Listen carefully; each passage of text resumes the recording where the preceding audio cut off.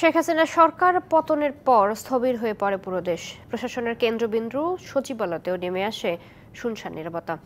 Doctor Mohammad ইউনূসের নেতৃত্বাধীন অন্তর্বর্তী সরকার দায়িত্ব গ্রহণের 2 দিন পর আবার প্রাণ ফিরে এসেছে সচিবালয়। আইসিটি উপদেষ্টা জানান, গণ আন্দোলনের সময় ইন্টারনেট ক্র্যাকডাউনে জড়িতদের বিরুদ্ধে ব্যবস্থা নিতে আজই উদ্যোগ নেওয়া হবে। ইলিশ রপ্তানি বন্ধের ইঙ্গিত দেন মৎস্য ও প্রাণী সম্পদ উপদেষ্টা। 6 দিন পর আবারও প্রাণচঞ্চল হয়ে উঠেছে প্রশাসনের কেন্দ্রবিন্দু সচিবালয়। রবিবার সকাল থেকেই নিজ নিজ দপ্তরে কাজে ফেরেন কর্মকর্তা কর্মচারীরা। 5 আগস্ট শেখ হাসিনা সরকার পতনের পর স্থবির হয়ে যায় সরকারি কর্মকাণ্ড।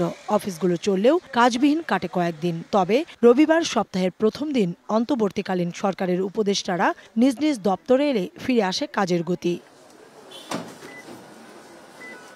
ডাক, টেলিযোগাযোগ ও তথ্য প্রযুক্তি মন্ত্রণালয়ের উপদেষ্টা নাহিদ ইসলাম বলেন, কথায় কথায় ইন্টারনেট বন্ধ করা চলবে না। গণ আন্দোলনের সময় ইন্টারনেট ক্র্যাকডাউনে জড়িতদের বিরুদ্ধে ব্যবস্থা গ্রহণ করা হবে।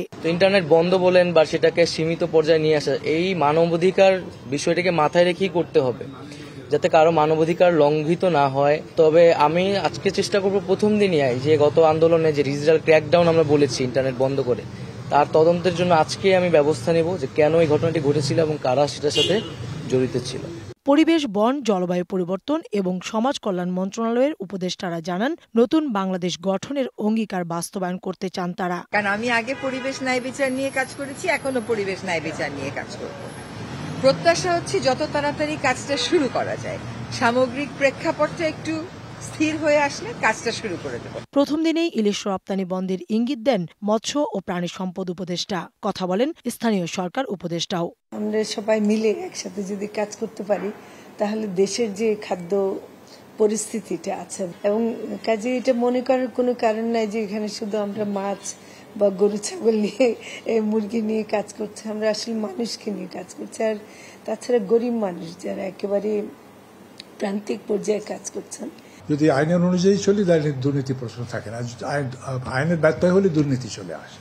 তো সুতরাং আইন অনুযায়ী চললে আমার অটোমেটিক্যালি দুর্নীতি থাকবে না। উপদেষ্টারা বলেন, সরকারের কোনো কাজেই দুর্নীতি সহ্য করা হবে না। কাউসার চৌধুরী কুমু, ডিবিসি নিউজ, ঢাকা।